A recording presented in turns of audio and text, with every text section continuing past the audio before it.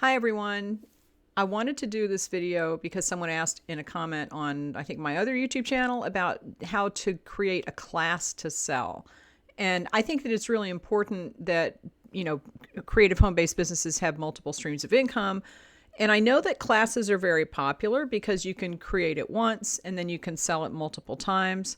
But there are things to take into account, and I'm going to give you kind of over like a series of 3 or 4 videos. I don't know how many it'll take. A very watered down, kind of condensed Reader's Digest version of how to make a class, just the basics. And then if you think that it's something that you might be interested in, I think that everyone should try it. But the first video that I did on this topic was about how to get people on your email list, because you have to have someone to sell it to. And like I said in that video, there are very few classes that I've ever seen about how to sell a class that mention that you have to have a group to sell to before you start planning on a class. Because you could make the best class in the world, and if no one buys it because you don't have anyone to sell it to, you've wasted your time. Now you can buy ads to tell people your class, but that's a whole process in and of itself. So watch that video. I'll put a link at the end of this one if you haven't seen that one, how to get people on your email list. But after you've started that process and you do have a group to sell to, you have to then decide what to teach. All right. Now, most of us have a skill that someone else doesn't, and we could teach it to them. And don't think to yourself, oh, there's a lot of other classes about this and nobody wants to see another class about it. You would be surprised if, people want to see how you do something. They don't necessarily want to see how to do something that they already know how to do. Oh my God, the cat is... Pip, come here. I'll call him. Here he comes. He's lonesome. Anyway, people want to see how you do things, and that they will be glad to pay for a class as long as you're not pricing it, $1,000. That's ridiculous. And that gets into the thing about whether you want to do a class, a course, or a program. All right. Now, I would suggest, I'm looking to see where he went. I would suggest that you do a class to start with. Now, class, I define that personally as something that teaches one specific skill, and you don't have to do a lot of follow-up with people afterwards. You don't need to, like you would teach them how to make something. I would teach them how to ice a cake. So let's use how to ice a cake smoothly as an example. All right. So that would be my class. It would teach you one skill, and that's it. I would sell that for a relatively lower price than for a course or a program, because that involves a lot more. Okay. So I would suggest to start with teaching a class on one thing that you don't really have to follow up with people. Okay. A course is more like a little more involved. It has more pieces to it. It might have like handouts. It might have homework. It might have that kind of thing. But there is a little bit more input that you need, and you might have to have a Facebook group for that so that people can ask questions later. I consider my Pinterest class a course, because it changes and I have to keep up with it. I have to go in and kind of update things as Pinterest changes things. I do have a Facebook group for that course. I mean, technically it's a course. If I did a class called How to Make a Pinterest Pin, that would be a class, because that's not going to change regardless of the changes that Pinterest makes on the platform with, SEO and that kind of stuff. But things that change, you might have to do more involved information. That would be a course. It's a little more involved, and you can charge a little bit more for that. But start with a class. One thing, you don't have to follow up with it. Less work for you. A program is a full involved thing, and generally people want to continue working with people in more ways, like you want to sell them consulting or something down the road. I considered my eShop program a program just because there was so much in it.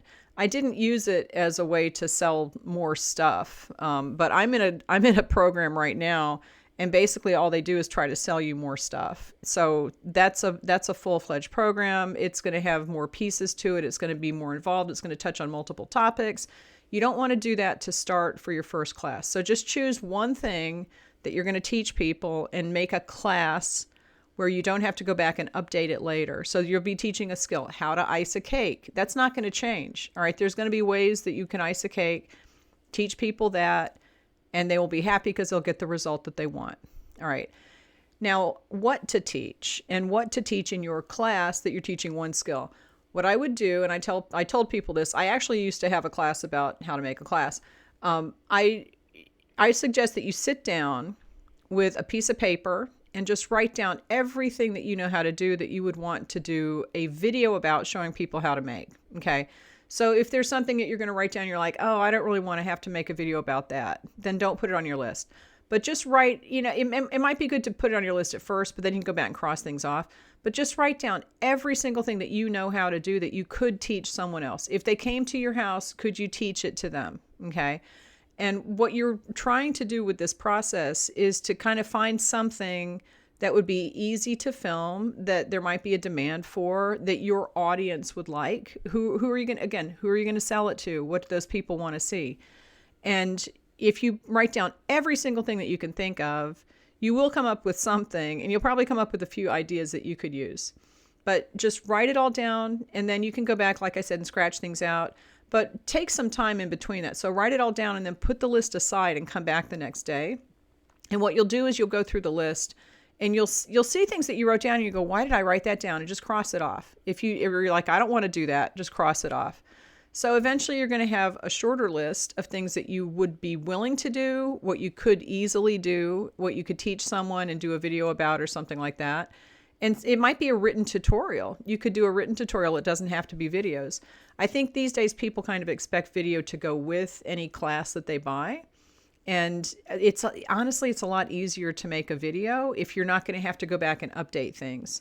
If you're going to have to go back and update things, then written is good because you can just go and update that one section instead of having to reshoot the entire video. But if you're teaching people a skill or how to make something and you're not going to have to update it, video is a really good way to do it because people like to see things being done so that they can figure out how to do it themselves. All right, so the first part of this, like I said, who are you going to sell to? Then what are you going to teach? I'm assuming you're doing a class, which is one thing. And what you need to do, write everything down, put it aside, come back, scratch things out, and then decide, I'll just throw this third part in here. Then decide, are you going to do video or are you going to do written? And does that make sense with the topics that you've come up with? So I have, like, for example, I've got how to ice a cake. That you really need to have a video. You really need to have a video for that because people want to see how I'm doing it so that they can mimic that and get a good result.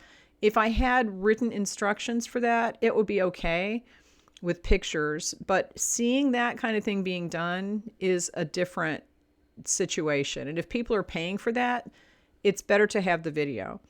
I have some tutorials on my website that are just written and they have photos that go with them. There are a lot of photos, and you can go over to my website. It's acaketoRemember.com and look up, I think it's 3D cakes. It's cake decorating. And then there's a section of 3D cakes. And I've got a tutorial for a football helmet cake. I've got a tutorial for an animal shaped cake. And you can see the level of detail that I've gone into with that. There are no videos for that. But there are so many pictures that anybody who is following along, who has some kind of cake decorating skills, would be able to follow along. So you have to decide if you want to do written only or video. I would suggest doing video. And that will bring me to our next topic, which is where should you put your class if you're doing videos and what platform to use and that kind of thing, which I will talk about in my next video on this subject. And subscribe to the channel so you don't miss it. But that'll be out next week. All right. So at this point, your homework, this is homework. At this point, your homework is just to write down your list of everything you could theoretically teach in a class, one skill, no updating, make it simple for yourself, and then decide by next week what you want to focus on. And then next week, we'll talk about where to host the videos and how to shoot the videos and that kind of thing. Give this video a thumbs up, post any questions that you have in the comments, and I will talk to you later.